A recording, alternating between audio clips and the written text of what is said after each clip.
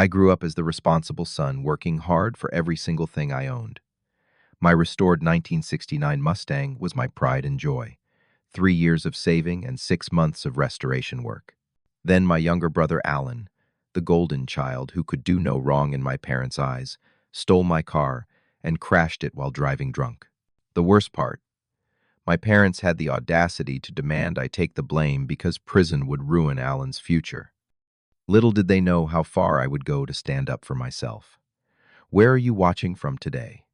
Hit that like and subscribe button to see how I finally stood up to my family after years of being the forgotten son. Growing up in a middle-class neighborhood in San Diego, my family looked picture perfect from the outside. My father, James, 54, built his landscaping business from nothing into a thriving company with 15 employees. He ruled our household with an iron fist, demanding respect and obedience at all times. Traditional values were paramount in his worldview. Men should be strong, successful, and never show weakness. My mother, Diana, 52, gave up her teaching career when I was born to become a full-time homemaker.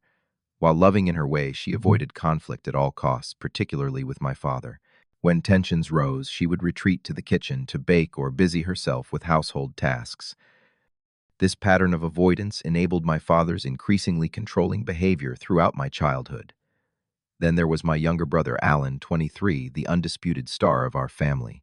5 years younger than me, he was everything I was not.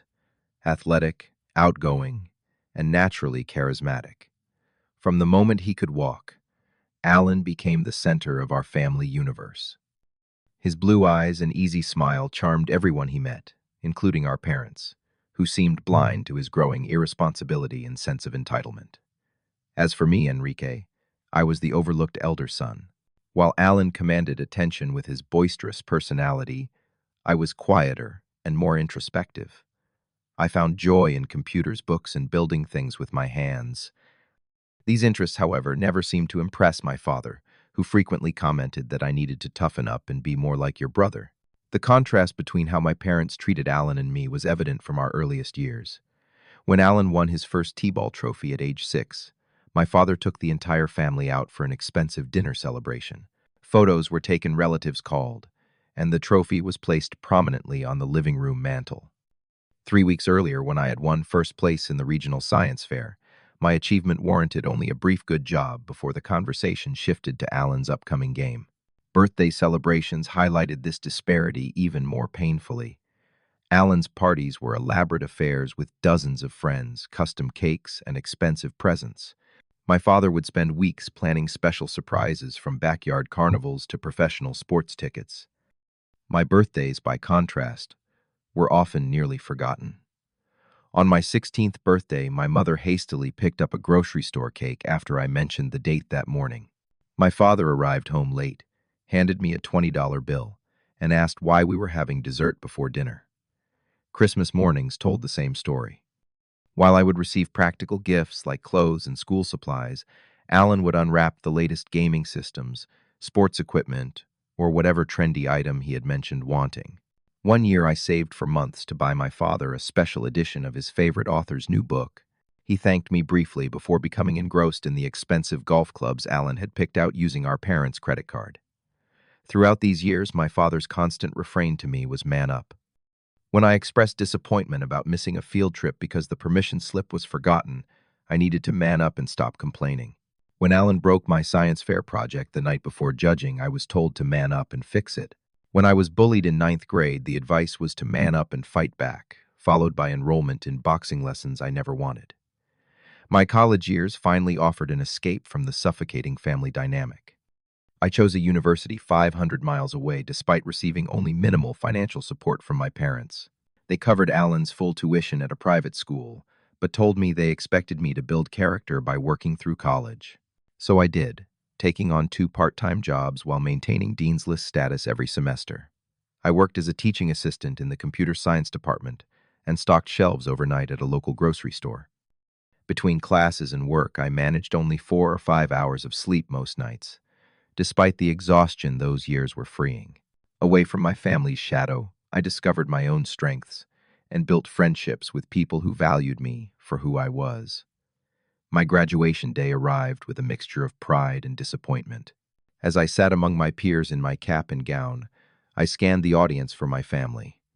They had promised to come, but an hour before the ceremony, my mother called to explain that they would not make it. Alan had an important baseball game that could not be missed.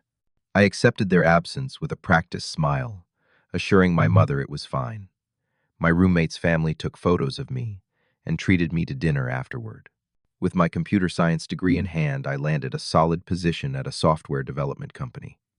The salary allowed me to rent a modest apartment across town from my parents, close enough for occasional Sunday dinners, but far enough to maintain my independence. For the first time, I felt truly in control of my own life. I started dating Sophia, a graphic designer I met through a mutual friend who quickly became my strongest supporter and confidant. As my career progressed and my savings grew, I finally had the opportunity to fulfill a childhood dream. Since age 10, when my uncle Carlos took me to a classic car show, I had been entranced by the 1969 Ford Mustang. The sleek lines and rumbling engine represented everything cool and free in my young mind. I promised myself that someday I would own one. For 3 years, I lived frugally and put aside a portion of every paycheck. While my colleagues upgraded to luxury apartments or took exotic vacations, I remained focused on my goal. When my savings reached $30,000, I began searching for the perfect Mustang. After months of research and disappointments, I found a promising candidate 200 miles away. A barn find, 1969 Mustang Fastback, that needed significant restoration but had good bones and matching numbers. The negotiation was tense, but I eventually secured the car for $26,000, leaving funds for initial restoration costs. My best friend Tyler, an experienced mechanic, offered to help with the restoration. For 6 months, every weekend was dedicated to bringing this classic back to life. We replaced rusted panels, rebuilt the engine, and restored the interior to factory specifications. Each small victory, a purring engine, a smoothly closing door, felt monumental. When the final coat of Highland green paint dried and the chrome bumpers were polished to a mirror shine, I felt a sense of accomplishment, unlike anything before. This car represented not just a childhood dream, but proof that my dedication and hard work could create something beautiful. With nervous excitement, I drove the freshly restored Mustang to my parents' house for Sunday dinner, hoping for once to receive their approval. My mother complimented the color while serving the appetizers. My father walked around it once, noted that old cars are money pits, and asked why I had not invested in property instead. Alan slid into the driver's seat without asking, and revved the engine several times, commenting that he could get so many girls with this ride. When I declined his request to borrow it for a weekend trip with his friends, he sulked throughout dinner, and my parents suggested I was being selfish. I drove home that night with the windows down, letting the engine's rumble drown out my disappointment. The day that would change everything started like any other. I was working late on a critical software project. My phone silenced and tucked away in my desk drawer. Around 11:30 p.m., I took a break and discovered several missed calls from an unknown number. Assuming they were spam, I ignored them and returned to my work. At 2:15 a.m., my phone rang again. Exhausted and irritated, I answered without checking the caller ID. The voice on the other end belonged to Officer Martinez from the San Diego Police Department. My stomach dropped as he explained that my Mustang had been involved in a serious accident. The officer asked if I could come to Mercy Hospital right away. My brother had been driving and was being treated for injuries. My mind raced as I drove my girlfriend's borrowed car to the hospital. How did Alan get my car? I always kept my keys secured, though I had a spare set hidden in my apartment for emergencies. The last time Alan had visited was 3 weeks ago when he needed to borrow money. Had he found the spare keys, then Mercy Hospital's emergency department was brightly lit and busy, even at that late hour. Following the nurse's directions, I found Alan in a curtained-off area, his forehead sporting a small bandage and his wrist wrapped in an elastic bandage. My parents were already there, my mother dabbing at Alan's face with a tissue while my father spoke in hushed tones with a doctor. When they noticed me, my mother rushed over, her face streaked with tears. "Oh, Enrique, thank goodness you are here. Your brother could have been killed." There was no question about my well-being or acknowledgement that my prized possession had been destroyed. Alan looked up at me with glazed eyes, his speech slightly slurred as he said, "Hey, bro, Slight accident with your car. My bad. The doctor explained that Alan had suffered minor injuries, a concussion, facial lacerations, and a sprained wrist. Blood tests revealed a blood alcohol concentration of 0.15, nearly twice the legal limit. Even more concerning, the police had found a small bag of recreational drugs in the car's glove compartment. Officer Martinez, now present at the hospital, informed us that these were serious charges: driving under the influence, possession of controlled substances, and grand theft auto, since Alan had taken the car without permission. Grand theft auto? My father interrupted, his voice rising. This is ridiculous. He borrowed his brother's car. This is a family matter, not a criminal one. I stood in stunned silence as Officer Martinez explained the potential consequences: jail time, significant fines, license, suspension. My mother began crying more intensely, repeating, "This will ruin his future, his whole future." While my parents continued arguing with the officer, I slipped away to call the impound lot. They confirmed they had my Mustang, and I could view it in the morning. I struggled to maintain my composure as the attendant described the extent of the damage. Totaled was the term he used. 6 months of restoration work, countless hours of labor, and my dream car were gone in one night of Alan's recklessness. When I returned to the emergency room, Alan was being discharged. My father was signing paperwork while my mother gathered Alan's belongings. As we walked to the parking lot, Alan turned to me with a half-hearted expression. "Sorry about your car, man. That really sucks. But you know, if you had just let me borrow it when I asked last month, this probably would not have happened. I would not have had to take it." I stopped walking, unable to process the audacity of his statement. "Are you seriously blaming me right now? You stole my car, Alan. You broke into my apartment, took my keys without permission, drove drunk, crashed, and now you are saying this is somehow my fault." My father stepped between us. "Enough. We are all tired. We will discuss this tomorrow when everyone has calmed down. Boys will be boys, Enrique. Accidents happen. This was not an accident," I countered, my voice shaking. "This was a series of deliberate choices Alan made." "Your brother made a mistake," my mother pleaded. "He could have died. Is your car really more important than your brother's life?" I drove home in silence, my thoughts a chaotic mess of anger, betrayal, and disbelief. The next morning, I visited the impound lot and felt physically ill at the sight of my once beautiful Mustang. The entire front end was crushed, the windshield shattered, and the driver's side caved in. The attendant mentioned that Alan was lucky to have walked away with such minor injuries given the severity of the crash. According to the police report, he had run a red light and collided with a concrete barrier. That afternoon, my parents requested a family meeting at their house. Reluctantly, I agreed, though I suspected nothing productive would come from it. I arrived to find my mother stress cleaning the already immaculate kitchen, while my father and Alan sat in the living room watching a baseball game as if nothing had happened. My father muted the television when I entered and gestured for me to sit. "We need to discuss how we are going to handle this situation," he began, his tone businesslike. "I have thought it through, and I have a solution that works for everyone." He outlined his solution with the confidence of someone unused to being questioned. Enrique should tell the police that he had given Alan permission to drive the car. Better yet, Enrique should say he was the one driving, and Alan was merely a passenger. The DUI and drug charges would be reduced or eliminated, and Alan's record would remain clean. I stared at him in disbelief.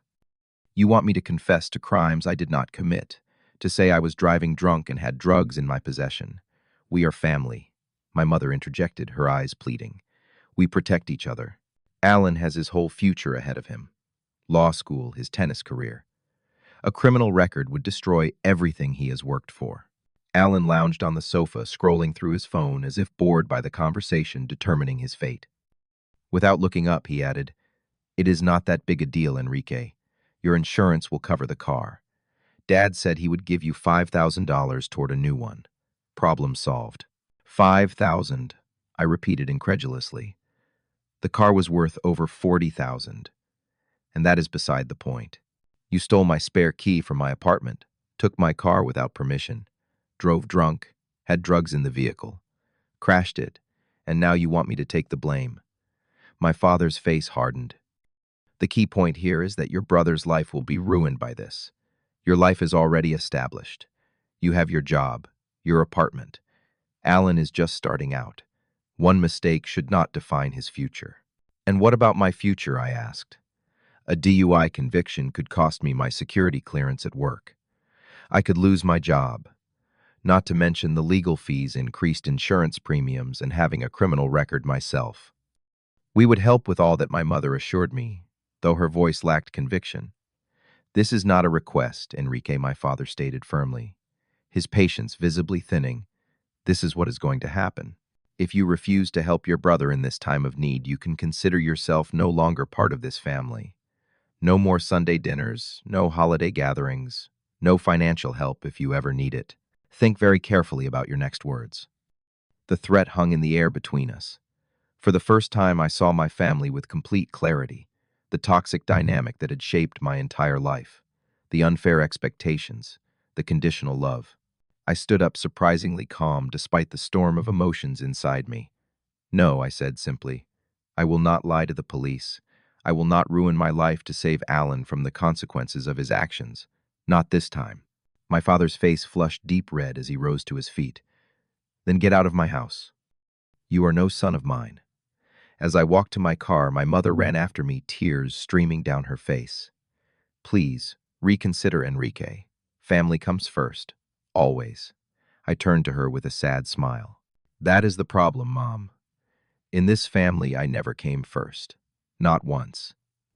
The following week passed in a blur of insurance claims and police statements. Detective Jackson, the officer assigned to the case, called to request a formal interview. I provided an honest account of what happened, that I had been working late, that Alan had taken my spare key without permission, and that I had no knowledge of the drugs found in the car. I understand this must be difficult, Detective Jackson said, his weathered face sympathetic yet professional. Family situations like this are never easy. But I should inform you that your brother has already provided a statement, claiming you gave him permission to take the car and that the drugs belonged to you. My stomach twisted at this revelation. That is completely false. I have never given him permission to drive my car, and I do not use drugs.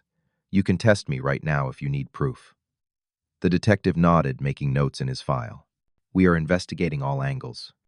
There is security footage from your apartment complex showing your brother entering around 9 p.m. and leaving with your car keys. Additionally, witnesses at the accident scene reported seeing only your brother in the vehicle, contradicting his claim that you were driving, and fled the scene after the crash. Relief washed over me, knowing there was evidence supporting my version of events. However, that relief was short-lived.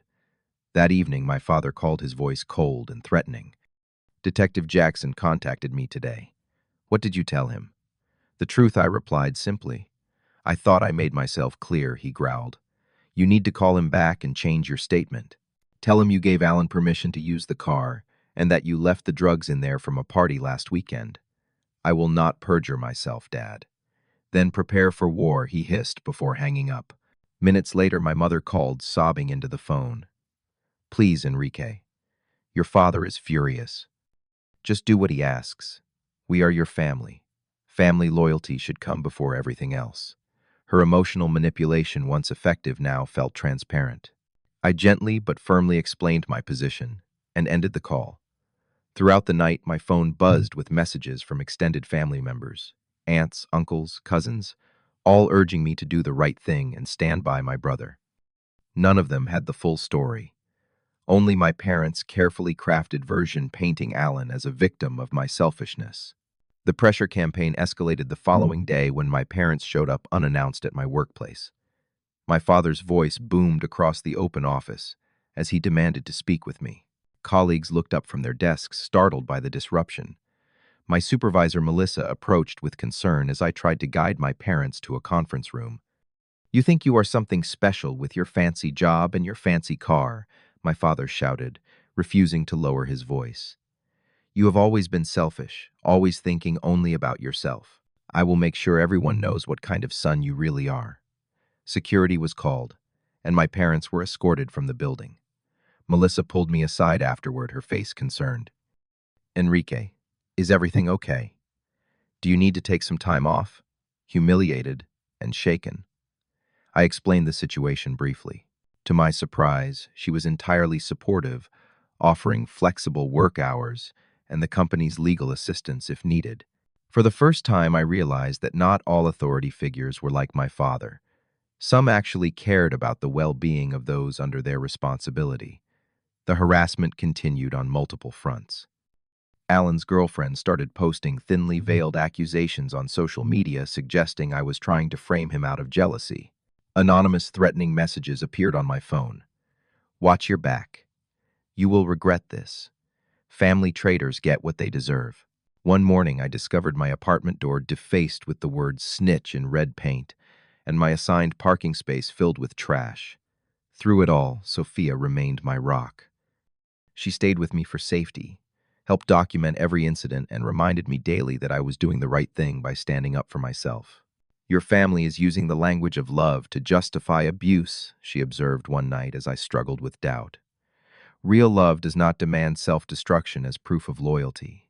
My best friend Tyler offered his support too, checking my car daily for tampering and installing security cameras at my apartment. "I always thought your family was messed up," he admitted. "Remember in high school when they forgot to pick you up after we worked on that science project until midnight? I had to convince my dad to drive you home at 2 a.m. because your parents turned off their phones." After 3 weeks of escalating pressure, I reached my breaking point. The constant stress had affected my sleep, my work, and my health. During a particularly difficult night, I broke down in Sophia's arms, the weight of family betrayal finally cracking my carefully maintained composure. "I do not understand how they can ask this of me," I sobbed. "How can parents love one child so much that they would sacrifice the other without hesitation?" The next day, I called Dr. Winters, a therapist recommended by Sophia's cousin. During our first session, he helped me see the patterns that had defined my family dynamics for decades. "What you are describing is a classic golden child and scapegoat dynamic," he explained gently. "Your parents created a family system where Alan could do no wrong and you could do no right. This incident is not isolated. It is just the most extreme example of a pattern that has likely existed since your childhood." His validation was both painful and freeing. For years, I had blamed myself for not being the son my parents wanted. Now I began to understand that no matter what I did, I could never have fulfilled that role because it was assigned to Alan from the beginning. Tyler, ever practical, urged me to take concrete action. "You need to protect yourself legally, man. Your dad is not going to back down, and these threats are escalating. Document everything and get a restraining order." Following his advice, I consulted attorney Samantha Rodriguez, bringing copies of threatening messages, photographs of vandalism, and security footage from my workplace. She listened carefully, taking detailed notes. "This is serious harassment," she confirmed. "We have grounds for restraining orders against your father and possibly your brother.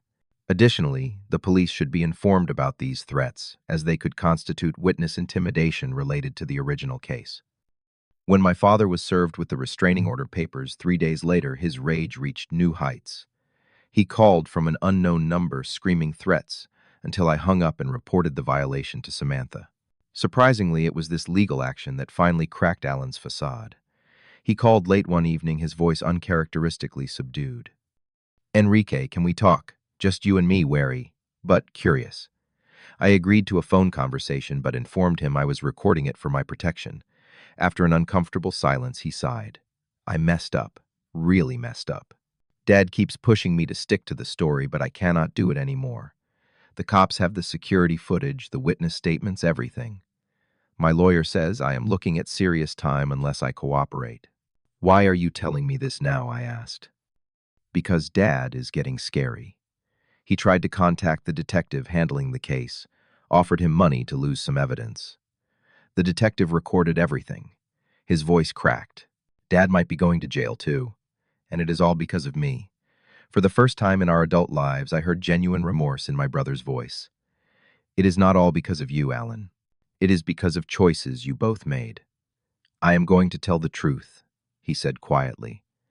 "About everything. The car, the drugs, all of it. I am sorry, Enrique.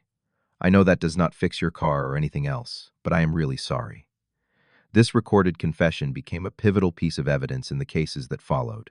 2 weeks later, Alan was arrested and charged with grand theft, auto DUI, possession of controlled substances, filing a false police report, and attempted witness manipulation.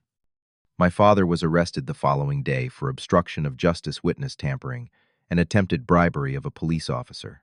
The evidence was overwhelming. Detective Jackson had recorded my father offering $10,000 to misplace the security footage from my apartment complex. My mother, shell-shocked by these developments, made one final desperate attempt to salvage the situation. She appeared at my apartment looking years older than when I had last seen her. "Please drop the charges," she begged. "Your father and brother made terrible mistakes, but prison will destroy them. Do this one thing for me, Enrique. I have never asked you for anything this important." I invited her inside, offering her tea, as I carefully considered my response. "Mom, I am not the one pressing charges. The district attorney is. This is beyond my control now." "You could tell them you want to recant that it was all a misunderstanding," she persisted.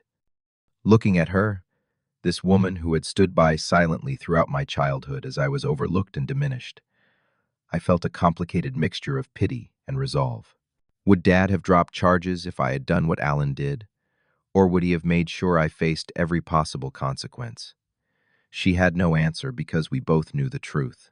The court proceedings were scheduled quickly due to the straightforward nature of the evidence. On the morning of the hearing, I sat in the courtroom, Sophia's hand clasped tightly in mine. My father entered in handcuffs, his expression thunderous as he scanned the room. When his eyes met mine, the hatred in them was unmistakable. Alan followed, looking smaller somehow, his confidence deflated. He offered me a slight nod. Not quite an apology, but an acknowledgement. Judge Franklin, a stern woman in her 60s, showed little patience for the defense's attempts to paint Alan's actions as youthful indiscretion. When I was called to give my victim impact statement, I spoke from the heart. "Your Honor, the car that was stolen and destroyed represented years of hard work and personal achievement for me. But this case is about more than property damage. It is about a lifetime pattern of favoritism that culminated in my family, asking me to sacrifice my future, my career, and my integrity to shield my brother from the consequences of his actions. No one should be asked to set themselves on fire to keep others warm." The judge's ruling was decisive. Alan received 18 months in prison, plus mandatory rehabilitation for the DUI and drug charges. My father received 8 months for his attempts to obstruct justice, plus a $25,000 fine. As they were led from the courtroom, my mother wept silently in the back row. I felt no triumph, only a profound sadness for what our family could have been. In the months that followed, I focused on rebuilding my life. The insurance settlement for the Mustang, while not covering its full restored value, provided enough funds to start fresh. I found an apartment in a secure building across town, and threw myself into my work, earning a promotion that had long been deserved but overlooked. 3 months after the sentencing, I received a letter from my mother. Unlike her previous communications, this one contained something unexpected, an apology. "I have been seeing a therapist," she wrote. "For the first time, I am facing how my silence and enabling hurt you throughout your life. I allowed your father's favoritism of Alan because it was easier than standing up to him. I told myself I was protecting the family peace, but in reality, I was only protecting myself from conflict. You deserved better, and I am truly sorry." While skeptical of sudden transformations, I agreed to meet her for coffee. The woman who greeted me seemed different, more present, more willing to acknowledge uncomfortable truths.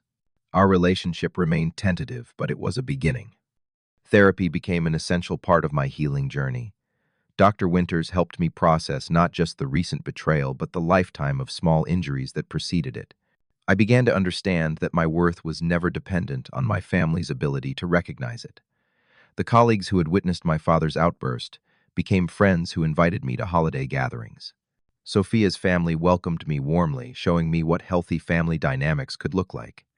6 months after the crash, Tyler convinced me to attend a classic car auction. "You cannot give up on your dream because of what happened," he insisted. "That would be letting them win." We found a 1973 Ford Bronco in need of restoration, different from the Mustang but with its own rugged appeal. The weekend work sessions in Tyler's garage became a form of therapy, rebuilding not just a vehicle but my sense of agency. Alan began sending letters from prison 3 months into his sentence. The first few were awkward, filled with prison complaints and surface-level conversation. Gradually, they evolved into more thoughtful reflections. "I am taking a restorative justice class," he wrote in one. "We talk about how our actions ripple outward, hurting people we never intended to harm. I think about that a lot when I think about you." My father, in contrast, remained unrepentant. His single letter was brief and accusatory, suggesting that the family's suffering was my fault for not handling things privately. I filed it away without response, accepting that some relationships might never heal. A year after the incident, I had rebuilt much of what was lost. My friendship with Tyler had deepened through our weekend restoration projects. My relationship with Sophia had strengthened, surviving a crisis that might have broken a less solid foundation. My career had advanced with a new position that better utilized my skills and creativity. The Bronco restoration neared completion, its engine now purring with renewed life. During a weekend mountain drive to test the suspension, I pulled over at a scenic overlook.